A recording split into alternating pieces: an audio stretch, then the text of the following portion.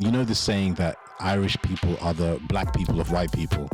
And that is also if there was like a Venn diagram between Uncut Gems and Marty Supreme, the flaw of capital. Some people will their own destruction. It's like, no, you don't get it. Dating takes a lot of effort, a lot of trial and error, a ton of risk and pain. Love is easy. It's the could have been. The could have been. Could have been Yeah. that's the distance that you're in love with. Thank you for joining us, Amir. It's definitely been a while since we've seen you. How have you been? It's been a minute. I've been chaotic but in control. Thank you very much. Right. We want to get into some movies today. First of all, let's start off with Sinners. Sinners. What was it about? Realistically, what was it about? Because as soon as it finished, right, I couldn't get my head around all the themes that it touched on. It was like an encyclopedia that was just condensed into a film with so many angles. So many angles. Mm-hmm. What was like your first impression when you left? My first impression of the film was that it was fun. It was enjoyable. It was. So I think that's the first thing. Films have to be enjoyable on the surface level. Mm-hmm. And there was enough, action and entertainment to keep me engaged for the duration of the film. In terms of themes, I thought that Coogler definitely wanted to do something which praised or acknowledged the history of the Black American South, and that is a very spiritual history, because you get this mix of African and Caribbean traditional religions that arrive in the American South, and then you get how that influences people, and then how people use that influence against the external forces like the KKK, like we saw in the film. One thing I didn't like about Sinners was the way that the KKK were presented, or was presented. I think too tame. It wasn't even too tame. I just thought it was a bit too comedic. I think we've seen that kind of depiction of the KKK before. The Quentin Tarantino Django. Exactly. It was too on the nose, too obvious. It felt like I'd seen it too many times before, and I think there were more interesting things you can do with the KKK angle. So I think that was something that was disappointing. I mean, I remember the KKK guy who sells them the barn at the start of the film. Obviously he's a fat guy, he's sweating, and then he also gives a racial insult. But that's not always the way that the KKK will present. Sometimes it's with a smile. So I think that's a depiction that I didn't necessarily enjoy. And the fact that at the end of the film we also get that kind of action of the shooting them. It's like, that doesn't always happen. You don't always get to kill the bad guys with a Tommy gun at the end. Yeah, that was one thing that shocked me, in a sense that the ending was so positive. You know what I'm saying? It was very cathartic, because you get that moment where all the baddies die, right? They get mowed down. And at the same time, the twin ends up going into the future. The kid who plays blues becomes a blues player in the future, and it like everything's great. And it wraps up in this way, right? And for me, the ending where the kid's in the car with the broken guitar, I think that would have been perfect. If it just ended there, But the movement of saying, and all the bad guys die, the vampire's dead, the KKK gets shot, and this guy ends up being famous and whatnot, that was funnily enough, it was a very American way to end the movie. You know what I'm saying? It lacked a particular amount of realism to it. But what do you think the symbology? By the way, this is spoilers, so we assume you've seen these, right? What do you think the angle with the vampires was? Because there's so many interpretations of the angles, right? Yeah. And especially the scene that I found wicked was the fact that they had their own music.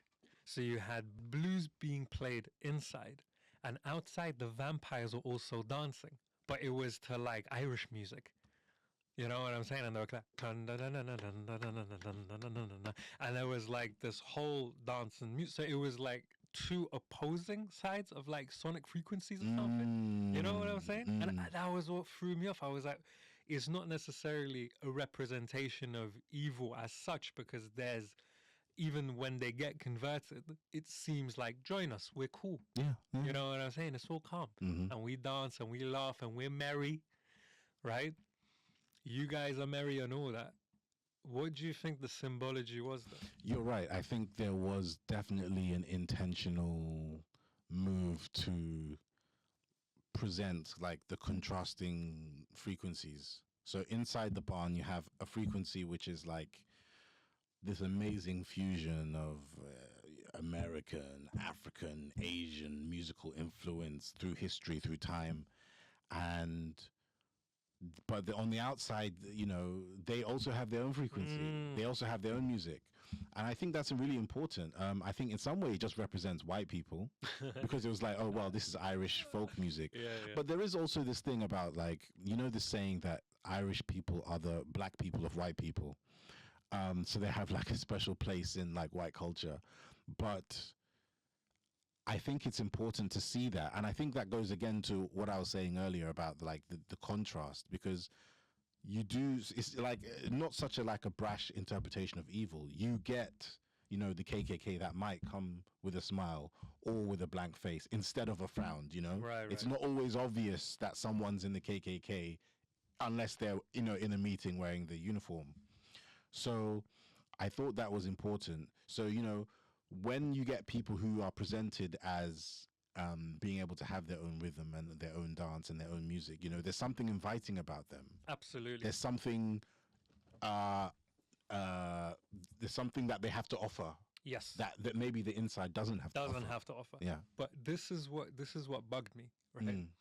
Because you mentioned that like white people have their own music. Yeah. Right? And that you mentioned that there is that notion that the Irish are the black people of Europe. Right? However, one thing that again, I was so confused by the symbology and I really wanted to understand it, was that the initial vampire, right? The first one that we see on screen that says, hey, I'll give you gold if you let me inside the house. Right. And the two people that let him in were clan members. Okay, were they clan? They were clan, because he saw the robes in the corner. Okay. Right? But then when they convert people, everyone's dancing the Irish dance. You know what I'm saying? So there is no, I don't think they just care about blood. They don't care about that racial division, and everyone's dancing together. Come join, right? Which I thought could be potentially a metaphor for capital. For capital, I mean, yes, because I remember, I mean, you know, obviously we're talking about people, like the environment where it's set, that don't have a lot of capital. And, you know, he's offered him gold to get in. Exactly. Know? That's the first offering we see. The first invitation is brought about by the offer of gold. Yeah. Right. That's interesting, because when you have one of the twins at the station and they're trying to convince Delroy Lindo to come and play for them, they don't offer him gold, they offer him a drink, right? Yeah. They say, look, why don't you have this drink? And, you know, we'll pay you, you know, but, you know, take this drink. And for now, this is our offer to you to kind of come and be part of what they're doing. So maybe, maybe there is like this symbolic thing of like the way that this community comes together is based on resources, right? Because remember that Chinese couple, what they had to offer was, you know, was the painting and the works and was physical things. Labor. You know, right, labor, right, exactly. And, you know, and then, but the first time that kind of gold is kind of given, there's from a vampire, that's a really interesting thing. And also the fact that, musically speaking, when the three vampires first approach the building, they have their instruments and they're like, we don't see color, just want to have a good time. Right? Let us in, we just want to have a good time. We don't see color. Yeah. Right? And there's that double inversion, you know what I'm saying, in the sense that the vampires don't see color. Right? They don't, yeah. But at the same time, they want blood. Maybe there is a maybe there is a particular maybe there is a particular uh, motivation for the vampires to get into this party and to get the blacks who were in this party, because the vampires didn't need to go to the old mill where everything was happening. They could have gone elsewhere to kind of spread their or to try and get their blood, but they chose this place like for a particular reason. And maybe the point that Kugler's making is there was a certain frequency in there, and this is what they wanted to be part of. The other really important thing here is the permission structure. Yes. Right? The vampires cannot cross the threshold unless you invite them, right? Unless you allow them in. And I think this goes to a very esoteric secret society rule about choice and about permission. I remember that phrase that they've got on one of the Freemasonry images that says "do what thou wilt," right? About your choice. And I think it also just represents one's choice in allowing things to happen to you in the world. The fact that the vampires need the permission to cross the threshold also suggests that there's a power that the humans have that the vampires don't have, right? So, like, I think that's really important. You know, the forces of evil need your permission to corrupt you. One can't become a gambling addict alone. You know, you have to start the gambling and so on and so on. So, I think that was a really, really important point. Invitation, initiation. Right, invitation, initiation. Kugler was doing something there. That's really important stuff. Yeah. I thought that Michael B. Jordan was doing career best acting work, though. For real. He's playing two twins, and I don't think I've seen a better performance from him. Like, he really went at it. And he said he had to kind of wear different things on set to help him, like, separate the characters. But I think he's done a really good job there. And in terms of the other cast, I think, you know, there were some other good performances. I really enjoyed seeing Saul Williams. Yeah, I was at the start, right? I was like, no. And I kept having to look deeper because the haircut was so funky. I was like, is that Saul Williams? Yeah. It was. And again, going back to the idea of when he comes with the guitar, right? His father's telling him drop the guitar because the guitar represents evil. Yeah. The guitar represents sin. Right. And all these right, sorts of right. things that will not set you free. Right. And again, this is why I'm saying it's so packed. Look at, like, within 2 minutes just now, there was so much interpretation, right? And that bit where he's holding the broken guitar and his father's like, let go. And he doesn't let go, right? He puts it in the car and he drives off, right? The aspect of music was really interesting here because the church is against it in a way, right? Blues and the sort of invocation of some tradition or some emotion, some frequency being against what the church is saying. I don't know the history of it, right? But I know of a lot of religious denominations who are just against music in general, or see music as being some way connected to uncontrollable realms, right? And as a kid, as he's holding his guitar, he went out to play blues, and there were vampires. You know what I'm saying? Like, he went into the danger zone. You know what I'm saying? So it was almost like a prophecy of what would happen, but he chose to differentiate between, there's a difference here. Okay. You know what I'm saying? There's a difference between the emotion and the best night of my life that I've had. Yeah. Right? It's different from the vampiric energy or the experience that I had. Okay. You know, and that split. Whereas the Saul Williams character is like, this is all demonic. All of it. You know what I'm saying? And we divide a line here. You need to let go of the guitar. There's no distinguishing between good music and bad music. It's either you're with the church or you're doing music and it's wrong. Okay. we don't have super long to go. I want to get on to the other films. We have to talk about Marty Supreme, and we also have to do Materialists. I saw Marty Supreme for the second time yesterday, and going from Sinners, there was a line in Marty Supreme that made me go, huh? At the end of the film, this rich businessman says to Marty, I'm a vampire. I've been here since 1602. I've seen many people like you come and go, and some of them survived and some of them didn't. And I'm looking at him like, hold on, what just happened here? And this is a strange place to start, but I thought about that line a lot in the context of the film. And then I thought about Marty's reaction. Marty looks at him and goes, no, right? Marty basically says, I am a bullshit artist. I understand when someone's bullshitting. You're bullshitting, it's not going to work, right? But I thought that was an interesting thing for him to say, right? He's trying to intimidate Marty in that moment. I thought that was a really interesting thing for him to say, and a really interesting way for him to do that. He's trying to exert his control over Marty, right? He already has some level of control over him, but in that moment, you know, in the table tennis match, he's losing it, and he tries to intimidate him again. And that's the way he does it, right? I think that kind of speaks to an atavistic, the wealth of heritage, the heritage of wealth, to try and intimidate someone like Marty, who was a poor Jew. So, did you have an observation about that moment in particular? Yeah, I think, there's this bit in the movie that reverberated in my head where Marty's asked, do you think of failure ever? And he says, I can't even allow it to enter my consciousness, right? And you see that, right, is that he is so tunnel visioned, right, that anything, any intimidation, any threat, anything like this, right, it filters through that consciousness that I don't care, right? I don't care, right?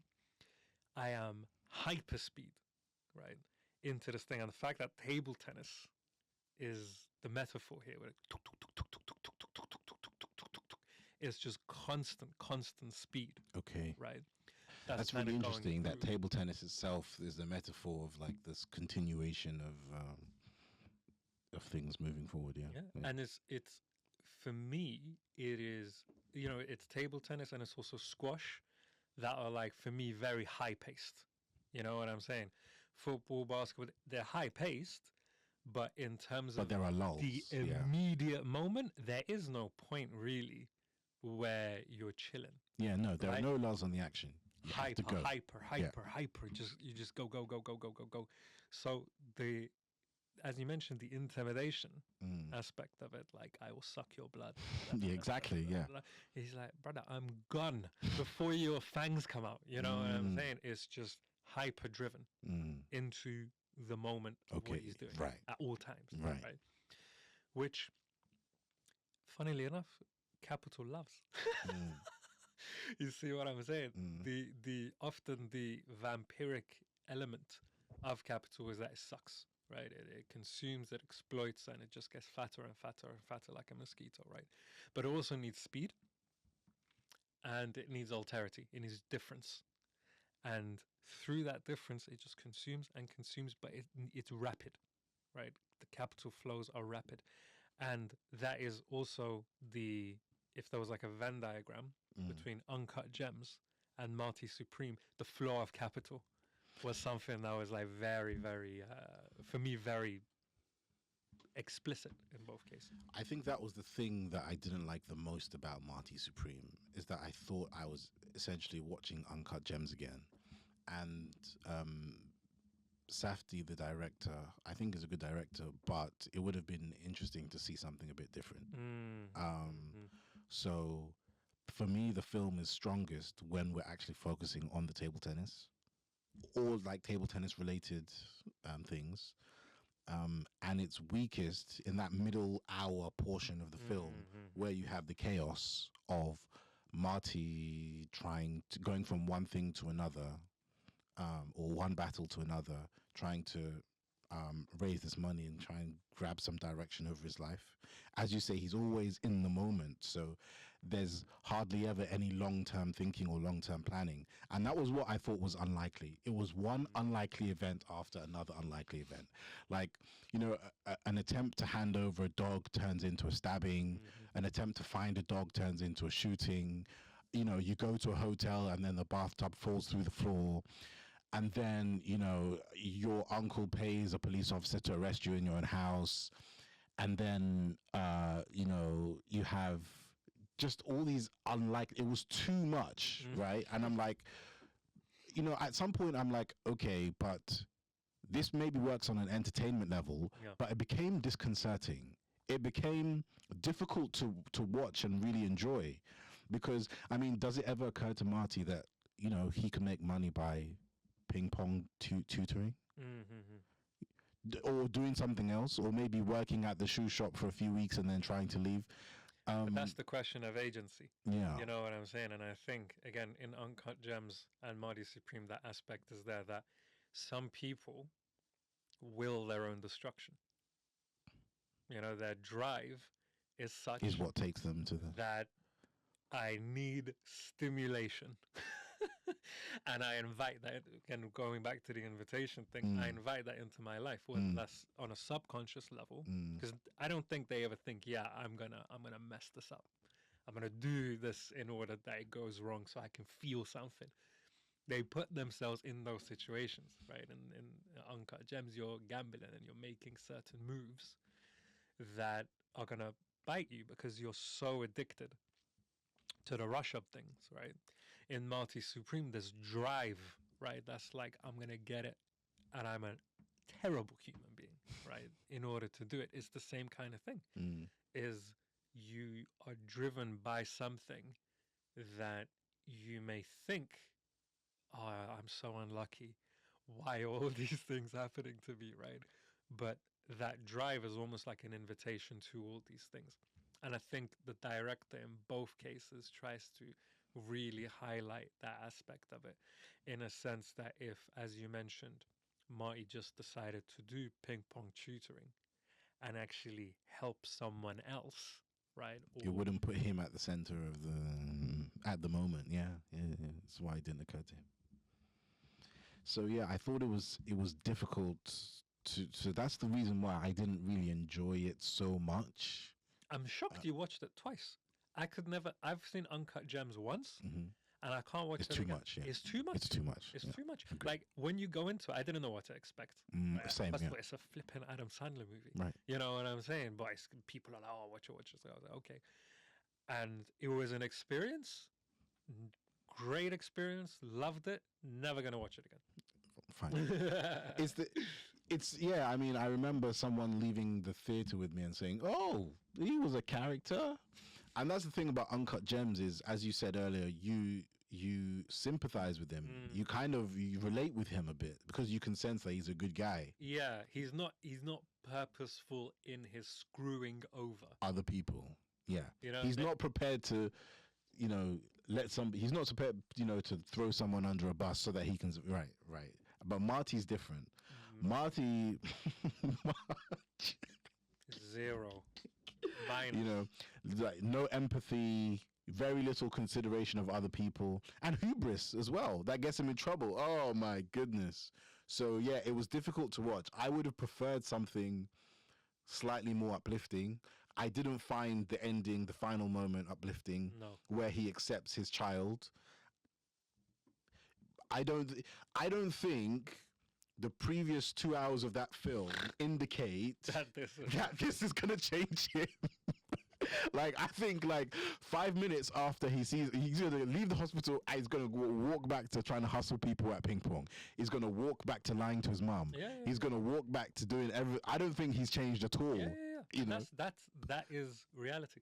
Yeah. That's real. Yeah, most people don't change a lot very much. The other thing about Marty Supreme is, okay, yes, I think Timothy Chalamet, who's very talented, is giving his all to every scene, which is what we've come to expect of him. But do you think it's overacted? No, I have a problem with Tyler, the Creator. And I say this, I say this as someone who knows almost every word to his Tyler the Creator's first three albums, right? Like, I think he does great music or has made great music, but this is acting. I don't think this was a good casting choice. I don't think he gets this role if his name isn't Tyler the Creator. Oh, yeah. And I think he's acting. He's just acting like himself a bit.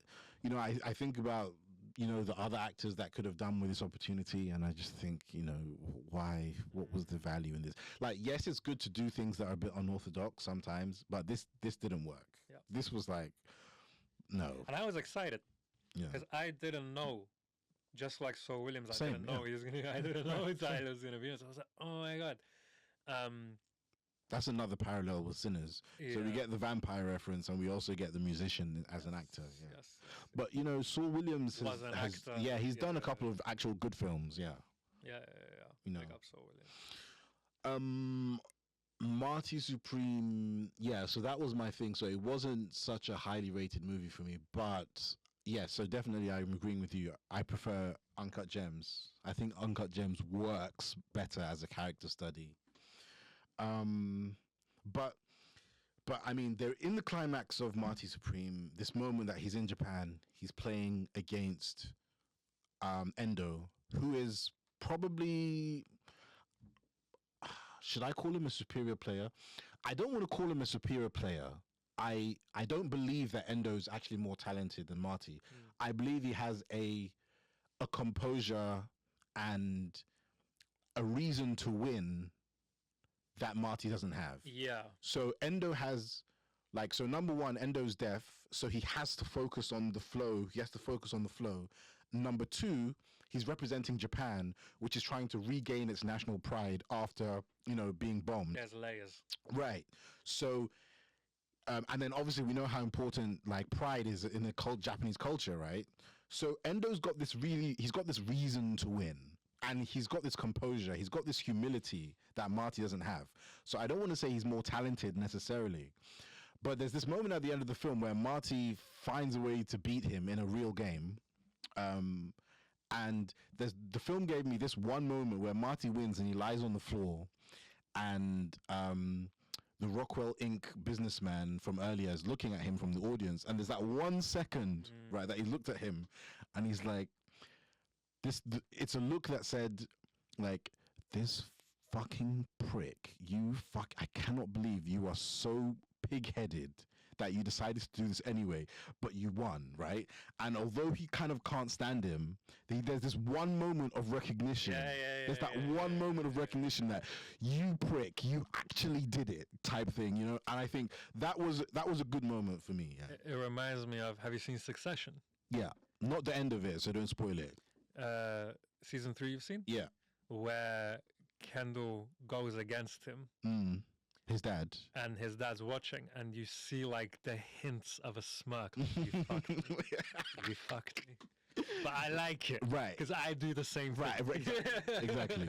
There's that moment, so there's this line that says, sometimes the only way to get your superior's respect is to defy him. And I think that was a good moment there that kind of made some of the film worthwhile, I think. Right. Materialists. So this is Brenda Song, and I'm a fan of Brenda Song's work on Past Lives, which I think is a very, very good film. Very simple, very basic premise, and I really enjoyed Past Lives. But Materialists, and again, I didn't know much about this coming into it, is about marriage and a matchmaker living in New York and trying to figure out herself, her own relationship, at the same time as trying to put other people together. And there's actually quite a lot I took from this. The main thing I took, like finishing the film, the first thing I thought was, this would never happen in real life. No, it's not even that. The thing I thought was that maybe it's that in another way. What I thought was that the feminists are gonna hate this shit because the film by the end is trying to impart this message that sometimes it's better to have somebody that loves you than nobody that loves you at all. And I think a lot of the kind of feminist community wouldn't like that, because it looks like we're saying to women, you have to settle or you have to sacrifice for love. And I don't think that's true. At least I don't think that's what the film was trying to say. I think it's not. It wasn't asking, a woman to sacrifice herself for love. It was asking her what sacrifices she was prepared to make for love, right? Which is a different thing.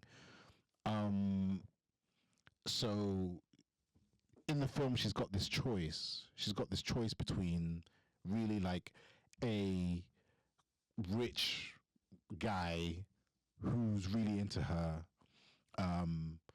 and an old flame who she hasn't still quite fully got over. Who has lives in a dingy flat with right with the guy, right, exactly. Yeah. Who lives with 3 housemates, is only starting to get his career together, but we don't know where it's going. Just like a struggling actor, starving artist type in New York. So that's the choice she has to make, and at the end it looks like she's chosen where the guy for who her heart was with, which is this Chris Evans, this actor.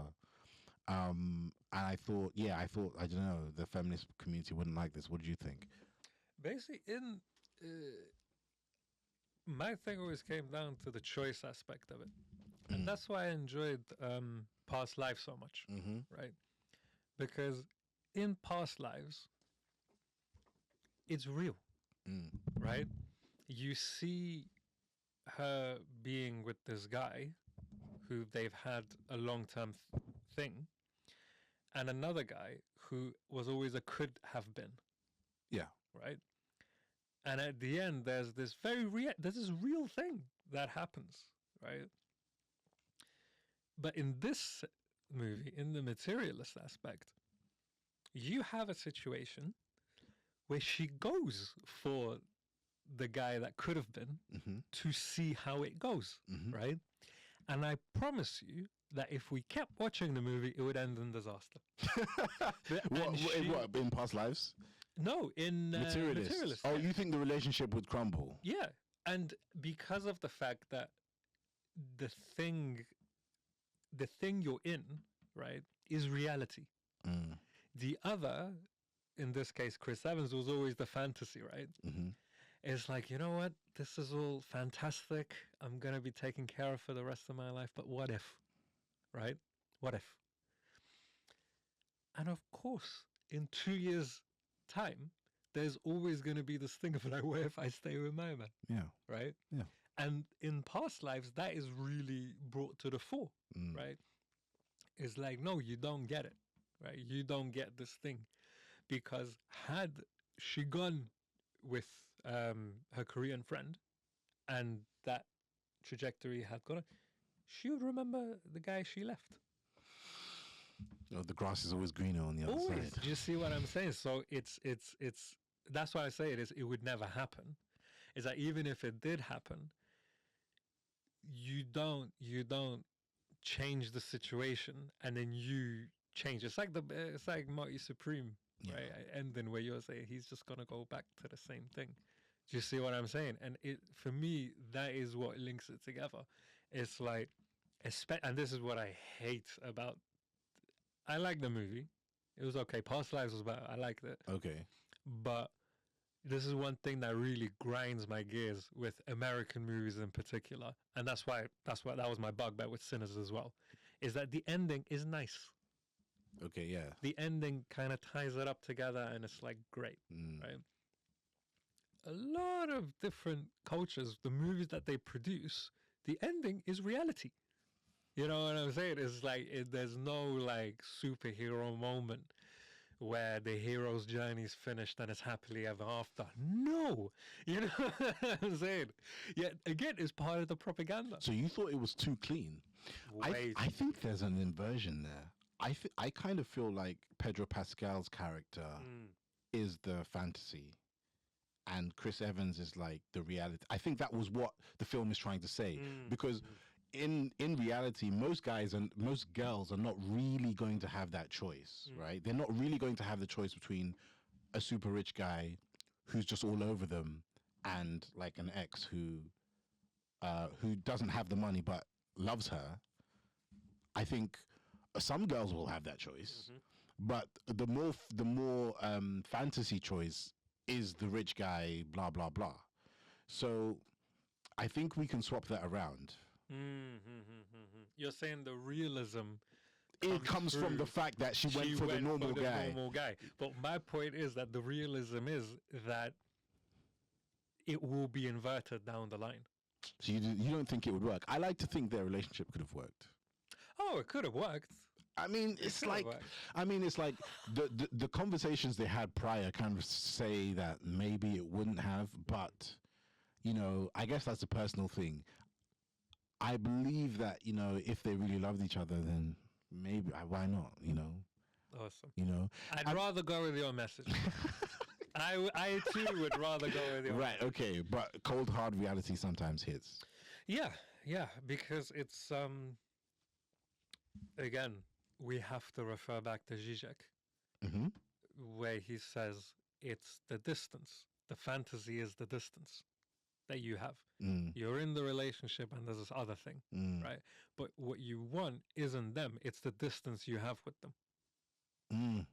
It's the could have been. The could have been. Could have been that's the distance that you're in love with. Yeah. Not the person. Interesting. And then it's the idea of them, not them themselves. And once you bridge that gap, you're still gonna look for the distance. Right. Okay.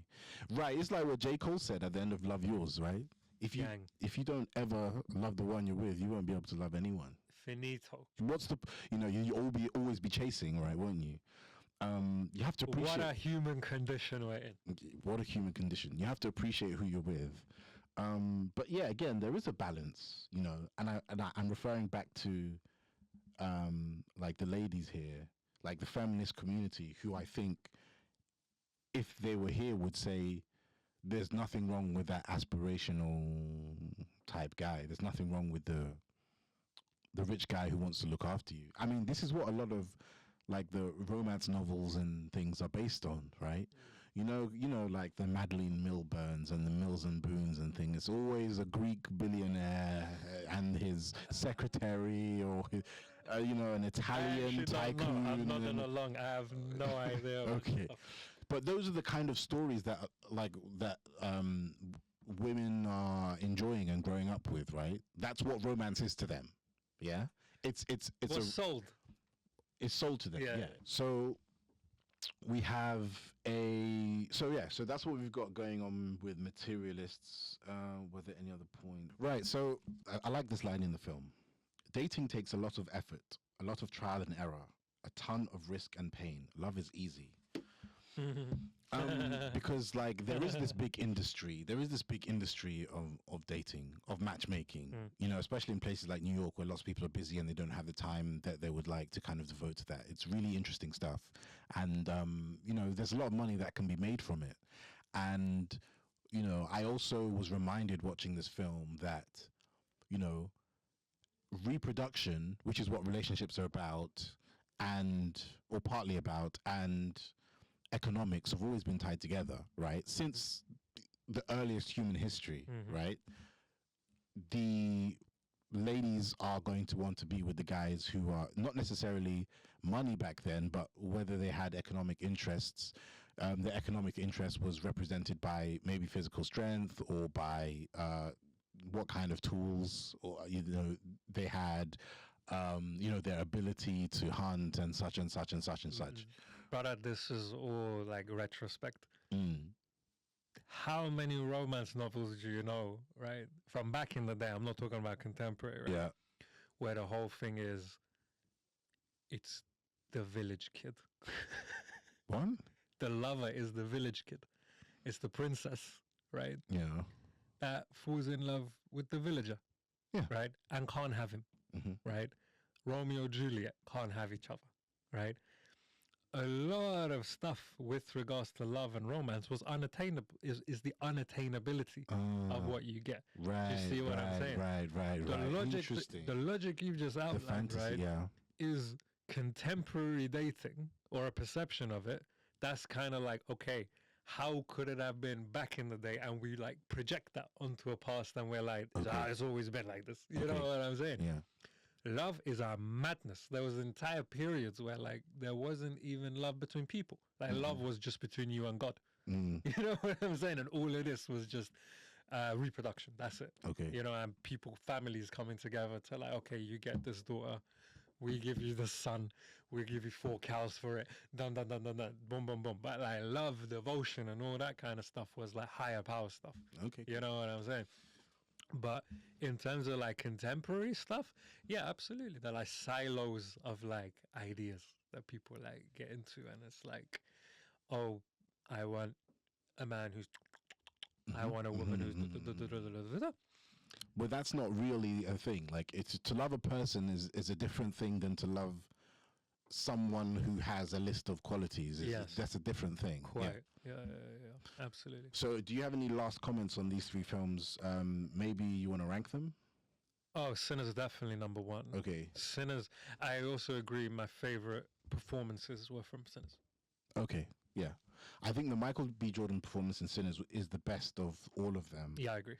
But I like Dakota Johnson in Materialists. I thought she did well. And obviously Timmy and Marty Supreme was really good. I thought a lot of the Marty Supreme performances were good. Good absolutely. casting. So yeah, for me, it would go Sinners, Marty Supreme, Materialist in the order. Okay, thank you very much.